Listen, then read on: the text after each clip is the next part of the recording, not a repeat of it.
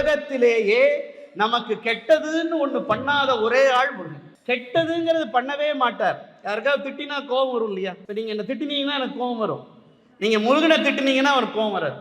முத்தமிழால் வைதாரையும் அங்கு வாழ வைப்போன். என்ன தமிழ்ல திட்டணும், அவ்வளவுதான். முருகனை தமிழ்ல திட்டினா அவர் சந்தோஷப்படுவாரு, அவன் தமிழ் பேசுறான்டா அப்படின்னு மகிழ்ச்சி அடைவாராம் தமிழ் கடவுள் முருகன். அப்படிப்பட்ட முருகன் வழிபாட்டில இன்றைக்கு அருணகிரிநாதரும் திருப்புகழும் அப்படின்னு நமக்கு ஒரு சிந்தனை செய்வதற்கு ஒரு தலைப்பு கொடுத்திருக்கிறார்கள். நமக்கு யாராவது ஒருத்தர் கடிதம் அனுப்புகிறார், அந்த கடிதத்தை போஸ்ட்மேன் கொண்டு வந்து நம்ம வீட்டுக்கு கொடுக்கிறார். நாம போஸ்ட்மேனை நினைத்து பார்ப்பது இல்லை, அவர் கொடுத்தோன்னு மறந்து போயிடுறோம்.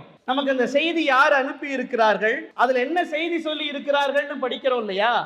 அதை போல முருகனை நமக்கு கொண்டு வந்து கொடுத்த போஸ்ட்மேன் அருணகிரிநாதர். திருப்புகழ் 16,000 பாடல்கள் பாடியிருக்கார். 16,000. A to B உங்கள் பசியார எங்கள் ருசி பேசும்.